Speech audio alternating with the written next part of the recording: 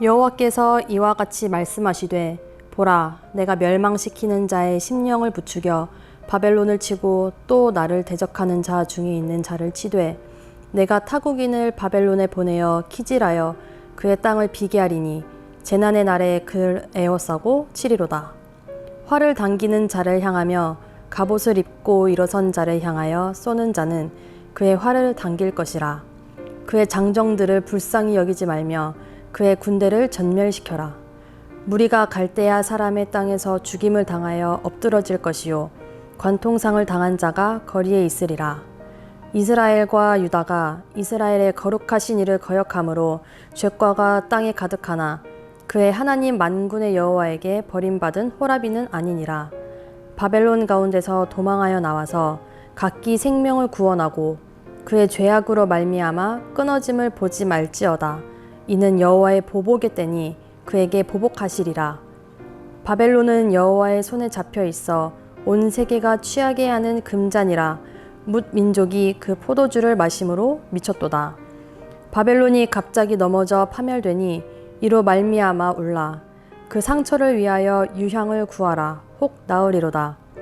우리가 바벨론을 치료하려 하여도 낫지 아니한즉 버리고 각기 고향으로 돌아가자.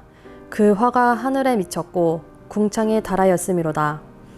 여호와께서 우리 공의를 드러내셨으니 오라, 시온에서 우리 하나님 여호와의 일을 선포하자. 샬롬. 오늘도 말씀을 사모하는 마음으로 영의 양식을 채우러 나오신 성도님 한 분 한 분 축복합니다. 생명은 흘러감입니다. 멈춰 있는 것은 죽은 것이죠. 이렇게 흘러가야 하는데 교만은 경직되게 만들고 굳어지게 만듭니다. 내가 가르치기만 하고 나의 잣대로 상대방을 판단하는 것이 곧 교만입니다. 성경 속에서도 그런 모습을 발견하게 됩니다. 세력이 커지면 다른 나라 침략을 하고 그런 나라는 심판을 받게 됩니다. 인간이 세운 세력은 무너질 수 있다는 것이 하나님의 섭리라는 것을 알 수 있습니다. 한 주간의 매일 성경 본문 말씀에서 이스라엘 이웃 국가들이 계속해서 심판받는 내용들이 나옵니다. 하나님께서 심판하신 이유는 하나님을 향한 교만이기 때문입니다. 바벨론에 대한 심판의 메시지가 계속되는 오늘 본문을 통해 발견하게 하시는 것이 무엇인지 알아보도록 합시다. 첫째, 하나님은 약속을 지키시는 분이십니다. 바벨론의 멸망과 하나님의 심판을 다루는 본문은 하나님께서 이스라엘 백성을 향한 약속을 어떻게 지키시는지 보여줍니다. 하나님은 이스라엘 백성이 바벨론에서 포로로 끌려간 후에도 그들을 잃지 않으셨고 그들을 구원하겠다는 약속을 확실히 하셨습니다. 민수기 23장 19절에 하나님은 사람이 아니시니 거짓말을 하지 않으시고 인생이 아니시니 후회가 없으시도다. 어찌 그 말씀하신 말을 행하지 않으시며 하신 말씀을 실행하지 않으시랴. 아멘. 하나님은 우리의 삶에 개입하시며 그분의 약속을 이루어 가십니다. 사람의 약속은 변할 수 있지만 하나님의 약속은 변치 않습니다. 하나님은 이스라엘을 향한 언약을 지키셨고 바벨론의 멸망은 그 약속이 이루어지는 과정입니다. 우리가 고난과 어려움 속에 있을 때 하나님의 약속을 기억하는 것은 매우 중요합니다. 하나님이 과거에 지키신 약속을 통해 현재와 미래의 어려움도 극복할 힘을 얻습니다. 하나님은 우리의 기도를 듣고 응답하시는 분이시며 항상 우리를 최선의 길로 인도합니다. 그러므로 우리는 신실하신 하나님을 믿고 그 약속에 따라 살아가는 삶을 추구해야 합니다.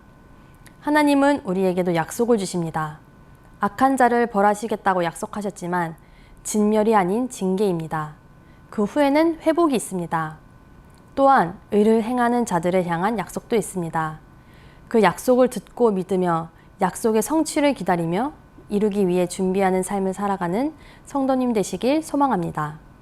둘째, 우리는 깨끗하고 비어있는 그릇이 되어야 합니다. 금잔에 담긴 포도주의 의미는 풍요와 권세의 환상입니다. 세상은 타인을 고려하지 않고 짓밟으면서 이것들을 유지하려 합니다. 그렇게 무정한 세계로 약자들의 눈물이 보이지 않는 세상으로 하나님의 창조 질서에 위반해서 금잔이 진노의 잔으로 변합니다. 디모데후서 2장 20절을 보면 많은 그릇들이 있는 것을 알 수 있습니다. 쓰임새에 맞게 사용해야 합니다. 그릇의 쓰임새는 깨끗하고 비어 있어야 하죠. 깨끗한 그릇은 하나님의 뜻에 순종하며 그분의 말씀을 따라 살아가는 삶을 의미합니다. 나의 그릇이 깨끗해야 하나님이 사용하시기에 합당한 그릇이 되고 비어 있어야 하나님의 은혜로 충만할 수 있습니다.